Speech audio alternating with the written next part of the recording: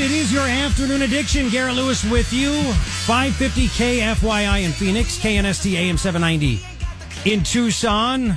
Thank you for hanging out with me. Maybe you're listening on the iHeartRadio app. You can. It's free. I have Jay Feely with me in studio, former Cardinals kicker, longtime NFL career, NFL analyst. You've done a lot of things, and now you're running for Congress. I'm a glutton for punishment. I know. I was going to say, man. I mean, you had to do the kickoffs. You have these beasts that are out there that are 6'3", 250, and they run a 4.2 40, and they're ready to take off your head. And you were like one of the rare kickers that actually ran down the field, tried to tackle people. Oh, I love to go hit somebody. Yeah. I can't wait to do it in Congress, too. There you go. There you go. So that was fun for me, though. Like, kicking was my job, but when I got to run down the field and hit somebody, and they didn't block the kicker, so I had a free run always. It was great. Yeah. Did guys, were they surprised if you tackled somebody? Were they like, what Not the after hell? you've done it for 14 years, but it really got everybody jacked up. Like, they loved it when they're kicker. But, for me, my mentality was I didn't want to be any different than anyone else. So I did all the workouts. I lifted. I ran. I wanted every one of my teammates to consider me no different than anyone else on that field. And I always told young kickers, you earn your respect from your teammates by what you do in the off season. Mm-hmm. And so when they see you out there lifting, running, and then you go and you miss a kick in a game, just like when they drop a ball or they throw an interception, they have your back. And that was certainly true in my career. Okay. So why are you doing this? Why I love my country. Honestly, I want to have an impact on people's life no matter what I'm doing. And when I was playing, we had that mentality. We tried to get into our communities and try to help people in any way that we could and utilize the platform that the NFL gave you to try to have an impact on someone's life. I did the same thing with broadcasting. And this last year, I really had this feel that I wasn't doing what God wanted me to do. There was a bigger purpose for me and for my calling. And the day that it really stood out to me was when President Trump got shot. Mm-hmm. And for me, that was a pivotal moment. I sat there and I said, if he's willing to stand up there and fight for our country, because he could have just said, you know what, I don't want any more of this. I'm done with politics. They're trying to kill me now. I got plenty of money. I've been president already once. I'm done. Mm-hmm. But he said, no, I'm going to fight. And in my gut, I was saying the same thing. Like, I want to fight. I can't stand when you look around and you see the waste and the fraud and you see the lying and you watch what they tried to do to him with all the lawfare. They tried to do everything they could to get him to run away from office, and he didn't care. He stood there strong and firm and just said, bring it. And I looked at myself and I was like, I'm willing to get into that fight. So I know you've played golf with him. Yeah, You've talked a few to him. times. What did he tell you about politics? He loves it. Like, he does. He revels in it. He loves just the banter of it. You can see, even when he's, messing with somebody and calling Elizabeth Warren Pocahontas, like, he just loves the digs but he also loves the American people, and the things that stood out to me the most were when you spend time with him and he's not campaigning, he's not on air, he's not doing an interview. He's very real. He's got a great sense of humor. He's willing to talk to everybody.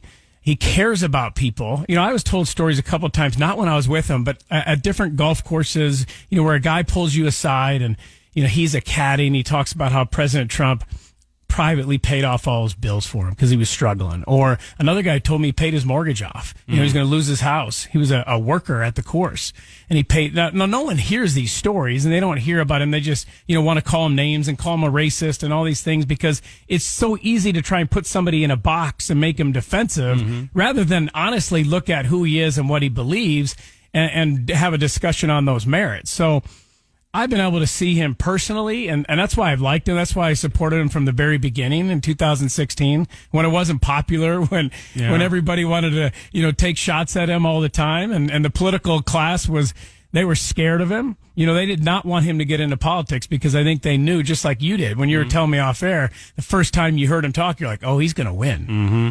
Oh, 100%. I remember my oldest son is now 12, but at the time I think he was about 2.5. This is 2015.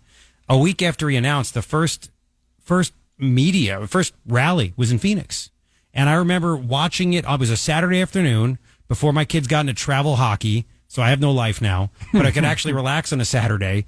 And I held up my phone, and my wife and I, for 2.5 hours, I held it and I watched the whole thing. He's just off the cuffs. And I'm like, he's going to win. And she liked him. No, he's not. I'm like, you don't understand. The communication, the connection, you can't teach that. You have it or you don't. So has he said anything to you, Jay? Like when you said, hey, I'm thinking about it, or did he give you any warnings, any advice, any things to expect when it comes to getting into politics? No, he tried to get me to run a few years ago. Yeah. I was down at Mar-a-Lago, and I was there with Jim Jordan and President Trump. I went to an event, and then Jim Jordan pulled me aside afterwards. He's like, hey, do you want to watch the UFC fights with President Trump and I? I'm like, yeah, that would be awesome. So I hung out, and he brought me in to their little theater room there, and there was really only like 20 people in there.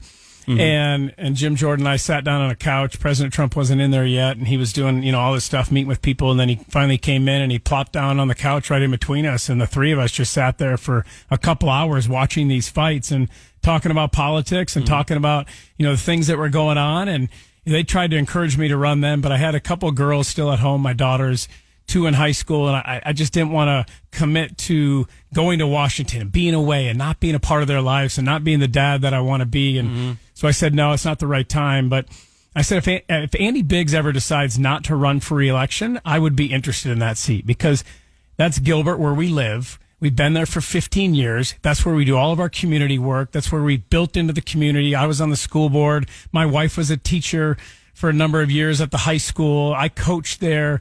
So we love that community. It's why we stayed here when I was done playing. Even though my wife's from Michigan and I'm from Florida, we said, okay, we're going to stay here in Gilbert and raise our family here.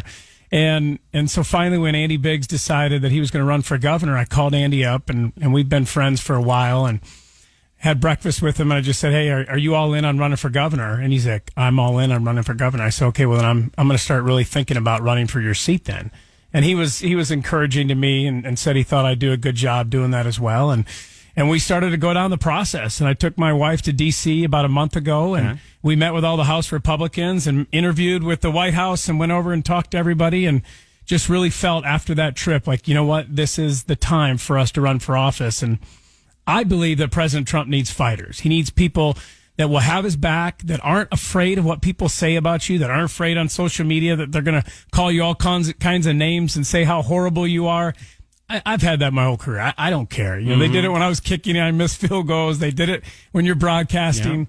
Yeah. And then the other thing is, there's a part of me that may be naive, but I think that politics should be about being a civil servant. And I don't want to get into office to be self-serving.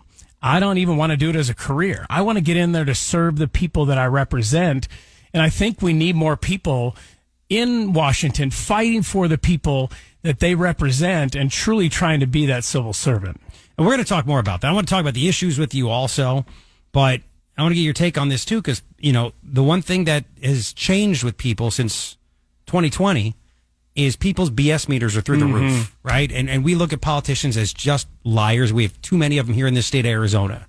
I want to get your take on that, because I'm sure people listening right now, it sounds good. Was he being truthful also? Yeah. So we could tell by how people fight. So I want to get into that stuff with you, as well as, your biggest issues, everything going on, the tariffs, the crazy Dems trying to stand up for a MS-13 gang member. I mean, this a wife beater. This is craziness. So Jay Feely is with me. We're going to continue. It is your afternoon addiction. Garret Lewis with you. It is your afternoon addiction. So glad you are here with me. I have Jay Feely in the studio, longtime NFL kicker, broadcaster, Cardinals kicker, and now he's running for Congress. Wants to take over the seat that Andy Biggs now has, because Andy's going to be the next governor here in Arizona, and that's a great thing. Jay, when it comes down to it, and we were talking, I think it's so obvious now that there are so many people after 2020. I mean, after Trump changed the world. He changed politics into pop culture. People have BS meters, right? I think they can tell when someone's a fraud. They can tell when someone doesn't have the will to fight. COVID. Right, yeah. That's what it is, man. COVID opened so many eyes. Yeah. So, I mean, that's what you're here right now. Do you have that will to fight? Oh, absolutely. I mean, I'm going to say it the way it is. I don't care. I'm going to be truthful, because I think. So that's who I am. Okay. The last 10 years I've been working in broadcasting, doing NFL games. They hated whenever I said anything about politics. if I tweeted anything, if it was conservative, if I did anything liberal, if I put something that supported transgenders or gay pride or whatever, they were gonna retweet it, Yeah, exactly. But if I did something conservative or I posted a picture of Donald Trump, I get called into the principal's office. Is that what happened? What happened? What, executive producers or some big shots? They call you in like, hey, and I get it. Like, you're supposed to be doing sports. They don't want you to do politics, but there's hypocrisy because if it's on the left, they're okay with it. Yep. And then especially when all the DEI stuff started coming in and you saw that. And, for me, it just got to the point where I was like, I'm tired of being muted. I'm tired of not saying what I believe. And I still said a lot, but I'm tired of not saying what I believe because I think it's too important not to say it. Before we get more into issues in politics, I'm curious, what was it like in NFL locker rooms? Were there a lot of politics talked about or not really? It's interesting because when I went to college, so this is 94 to 98, I was at Michigan. We won a national championship in 97. It was a different experience, completely different than my son, who's just finishing up his college career playing. He played at ASU for 2 years and Colorado for 2 years. When I was at Michigan, you were a Michigan football player. You weren't an African-American or white. Football was your identity. It was the first identifying factor. And it was one of the things I loved about being in a football locker room because you were able to break down racial walls and get past things. When you got into a team meeting, it was completely mixed. It wasn't, black players sitting here, white players sitting there. And that's what was awesome about NFL locker rooms. And I got to know guys from different places all around the country, different socioeconomic backgrounds that you never would have gotten to know and become really good friends if not for football. And so I just loved that aspect of football. Like when I was in college, I'd go to like black churches with some of my teammates and be the only white guy there. And, because I wanted to experience it. I wanted to understand where they came from. When I was at the Giants, I roomed one year with Brandon Short and LeVar Arrington. You could pick who you're going to room with. And I remember the New York media was like, did you guys pick rooming together when like the three of us walked in? I'm like, yeah. Like I wanted to hear their stories. I wanted to sit down with them at night and for them to tell me all the things that they went through in their life and the racism maybe that they saw and how it impacted them. And I think now we're in a situation where, the divide politically has never been greater. And there's so much vitriol. And people don't even want to talk to somebody on the other side. They don't want to hear their story. They don't want to understand their perspective.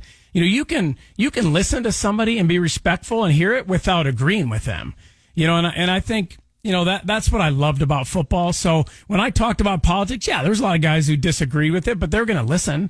And I didn't do it a ton in a locker room, but I certainly did. And I stood up for my beliefs and I talked about what I believed in.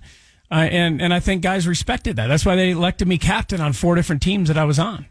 Any old teammates reach out to you after you made your announcement? A lot. Yeah, a lot. And it was really cool to get, a lot of text messages, support, some guys who already donated to our campaign. Okay. Which is unbelievable. Like that's probably the hardest thing about running for office, having to ask people for money and I've never asked anybody for money in my life, and now you got to ask them and they don't even get a deduction for it. Not anymore, no. But it's so cool to have those guys reach out, and be like, "Hey, I want to support you. Like, I want to be a max donor, and I'm gonna donate." And I already see those dollars coming in, and send them a text, and be like, "Man, that truly means a lot that you would do that." And anyone surprise you because maybe it was a teammate that you knew or a friend that you knew that was not on the same political team as you? But did it anyway? I don't want to throw guys out there. I don't want to put their name out there, but certainly people reached out and said, I want to support you. I know they're Democrats, but they wanted to support me. So that's a pretty big cool. deal. Yeah. See, there's a divide, Jay. Jay Feely's on the Afternoon Addiction right now.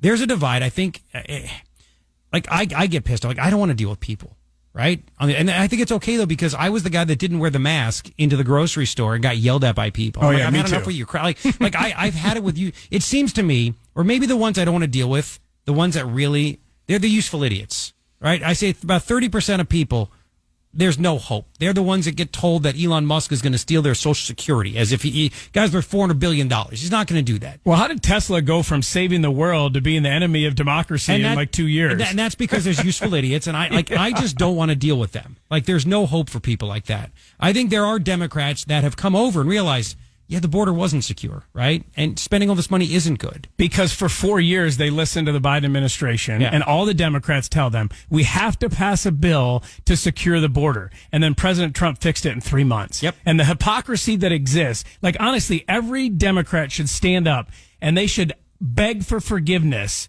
from every family that had somebody that was injured, hurt, killed by an illegal, or had a fentanyl overdose in their family. They should stand in front of the cameras and beg for forgiveness. Instead, they point fingers at President Trump and say, how awful he is and that he's an enemy of democracy, that he doesn't care about people. And you watch him go down to El Salvador and take pictures with this MS-13 gang member. And I'm like, yeah, do it more. I tweeted out, I'm like, hey, I'll even hire a tattoo artist to fly down with you and tattoo MS-13, matching MS-13 tattoos on you if you want. You're getting my vote, man. You're getting my vote. But that's like, okay, we have so many liars, and they lie with such straight faces, right? Our Ukrainian Senator Mark Kelly, right? He wants all the money. He loves Ukraine, represents Ukraine more than Arizona. He went around for at least 6 months telling the media, trying to convince Americans the border can't be secured unless this bill gets passed. And if you read the bill, it actually legalized illegal immigration. It let it, as long as wherever they came from, if it wasn't Canada or Mexico, I think it was one of the congressmen, maybe Bishop, they found that little, in the hundreds of pages. It said, if you come from a country that does not touch America, Canada or Mexico, unlimited. You can come millions upon millions. And Mark Kelly was trying to convince people that's the only thing that will stop the unsecure border.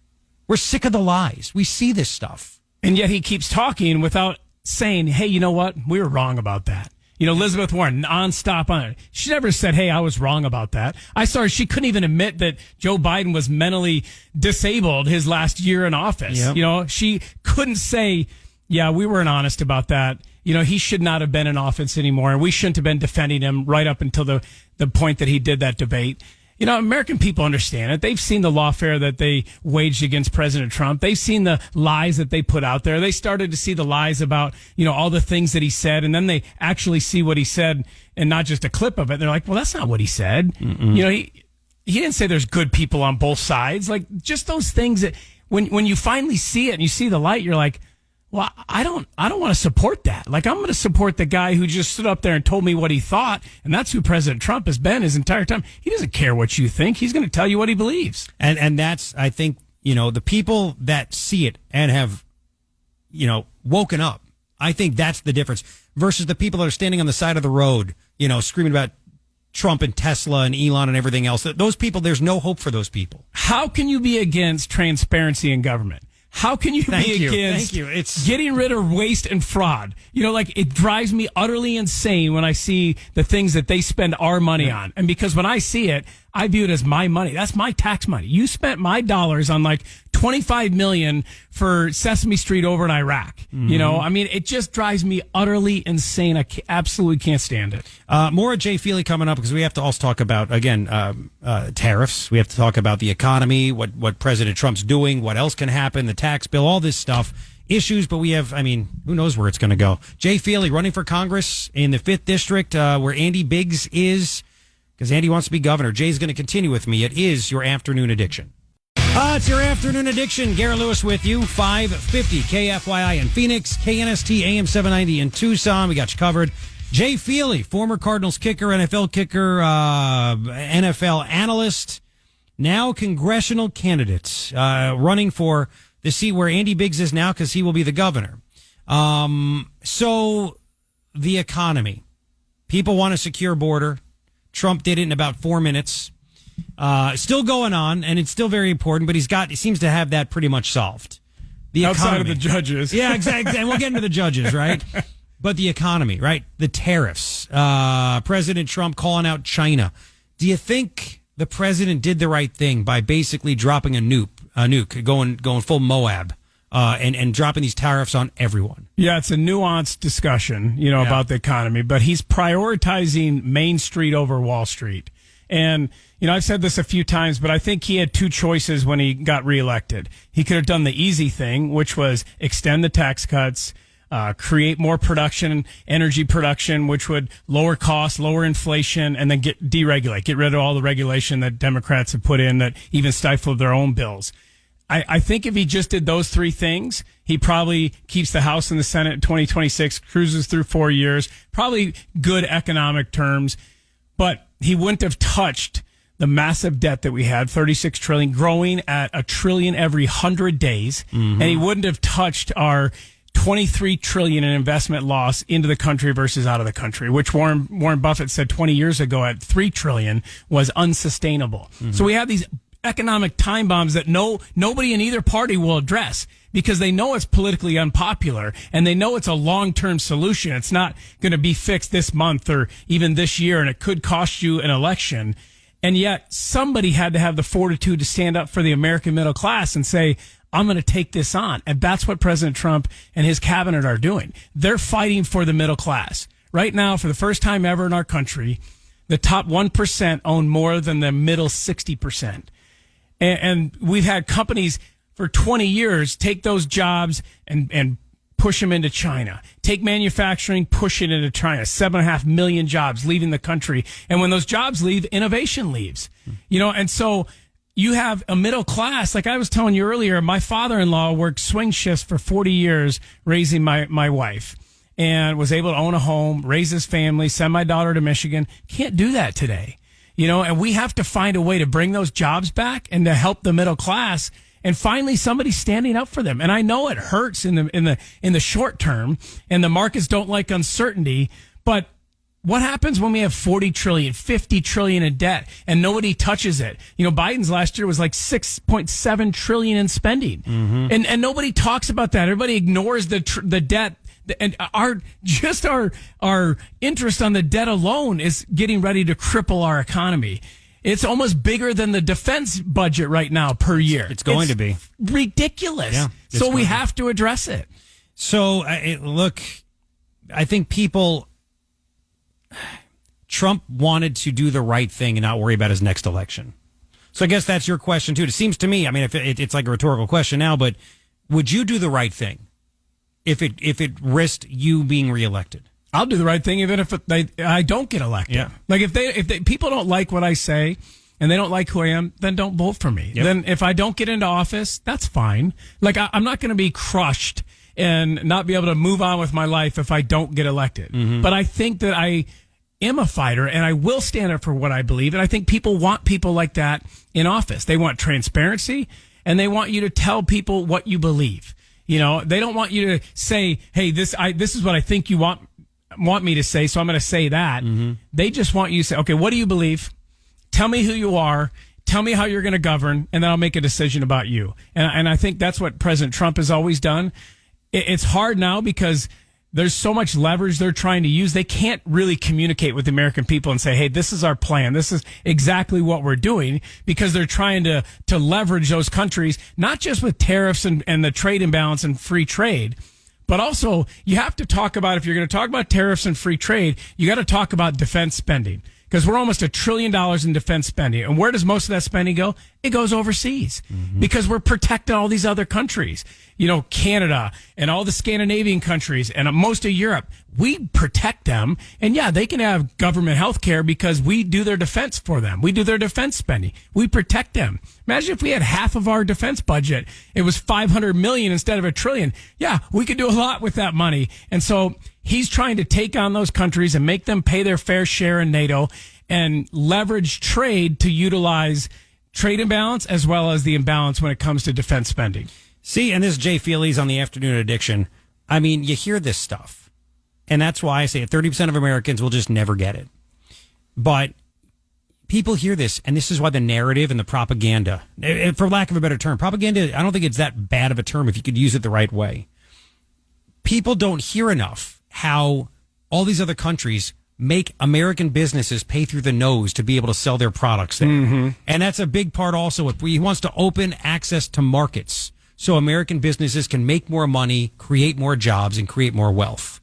And then you have people, and they're dead set against it. Shows you how evil the media is, too, because they don't want to report this stuff. That's my biggest issue. Yeah. If you're a national media member or you're on, ABC, CBS, NBC, any of these big shows, how do you do a disservice to the American people by not being honest with them about the issues? Show both sides. Give a logical, rational reasoning for both sides and let the American people decide. If somebody ever decided to actually do that on TV, I think it would be a hit show. Yeah, 1,000%. I got to talk to you about the judges, these crazy judges. Get your take on that, because you want to be a congressman. And just the Democrats literally imploding.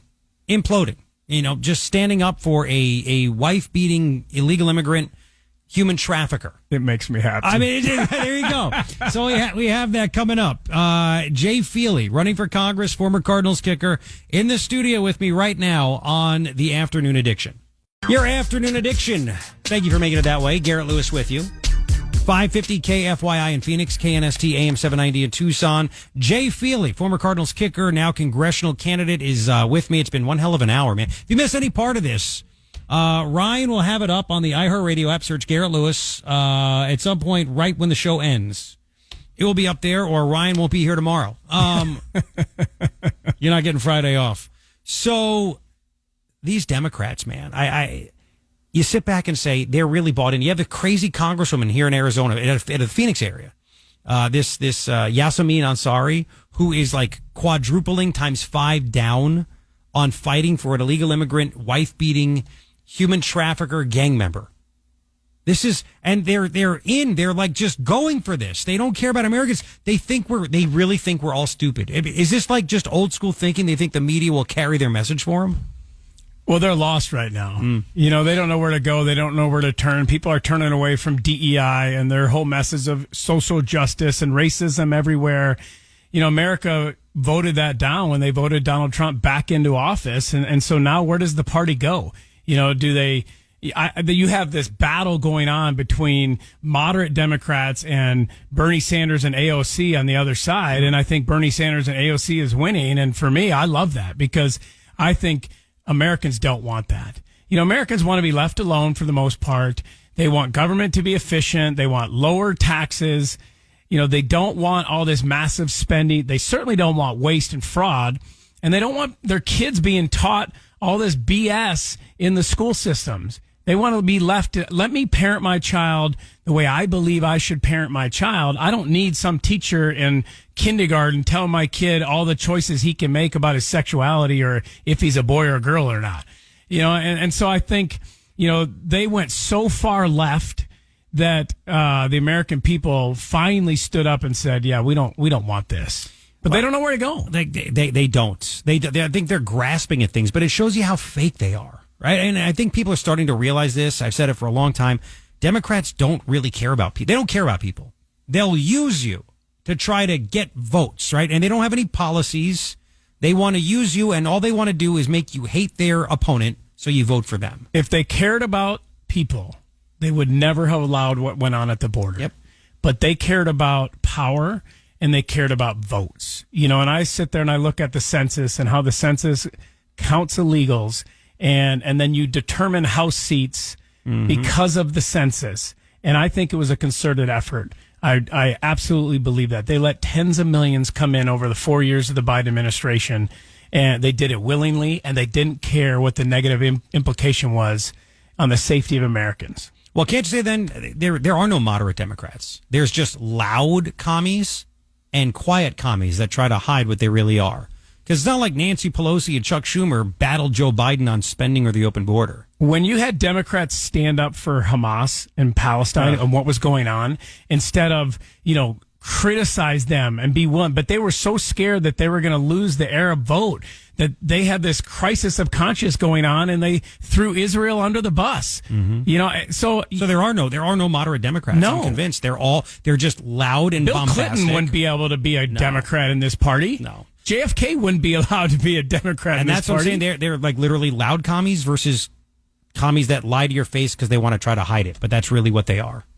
It's all for power and money. That's really what it is. You sure you want to get into this? I can't wait. I mean, do I look intimidated? Do I look scared? Not at all. And that's like, it's, again, politics, it's become sport in a way. Hasn't it? I mean, yeah, but I don't think think anything wrong with that. I think you can be clear about what you believe, stand up for your beliefs, and then still be kind and respectful and show that you love and care about your fellow person. Like, I like people on the left. So you can be that way, but they can't. No, like, I let's know be they honest. can't. Like, absolutely. I mean, there was an interview that this Yasamin Ansari did where Laura Ingraham said, what about this woman who was killed by her illegal immigrant boyfriend and buried in the woods? They just found her, and she said, "You're just you're basically deflecting. I don't want it. We don't need to talk about that. You're trying to change it, like as if it wasn't important. Can you imagine if that was your family member? Oh my gosh, that's what I'm saying. Like, so it's hard, right? How It's about the hard. 100,000 deaths we have a year from fentanyl? Yeah. Well, then how can we be nice to them? Well, because I think wanna we're be. called to be. Like, our ideas and our answers should be better than theirs, and we should do a better job of communicating that. I think that's something Republicans struggle at. We don't do a great job of communicating, being able to tell everybody, hey, this is what we believe, this is why it would work better, and this is why you should support us. If you get into a war of words and you're just nasty, then the message is lost, and then it just becomes, warring parties that are trying to put each other down instead of saying, like, what we're trying to do is better. What we're trying to do is protect Americans and give you opportunity, because that's what you want. We want equal opportunity for everyone, not just Republicans, not wealthy or poor. You're trying to create equal opportunity so people can go after the American dream. So you need to get on the ballot, right? You need signatures. I need signatures. Where can people go? jfeelyforcongress.com. Love everybody to go there. Support me. You can read about all the policy decisions that I've made that I believe in. Put it all out there already. And, just trying to be transparent about who I am and what I believe. But it's got to be people in that district. That's right. For the signatures. The 5th district. For the But signatures. if you want to donate, you can go there. There you go. From wherever. See, you're getting the hang of this already, man. That's right. You're getting the hang of this already. Oh, man, there's too much. Listen, man, this hour has flown by. It sure has. Got to get you back in. I'm sure it'll happen often, especially as news happens and everything, and I'm sure you're going to want to talk about it. Jay Feely, man, it was great to meet you, and I'm glad you came in, and there's even more we need to get to and talk about. Thank you very much. My pleasure, Garrett. Thank you for standing up for conservative principles. We need more people like you. Oh, I thank you so much. I appreciate that. You just made Warren Peterson drive off the road. We'll continue. It is Jay Feely for Congress, right? jfeelyforcongress.com? jfeelyforcongress.com.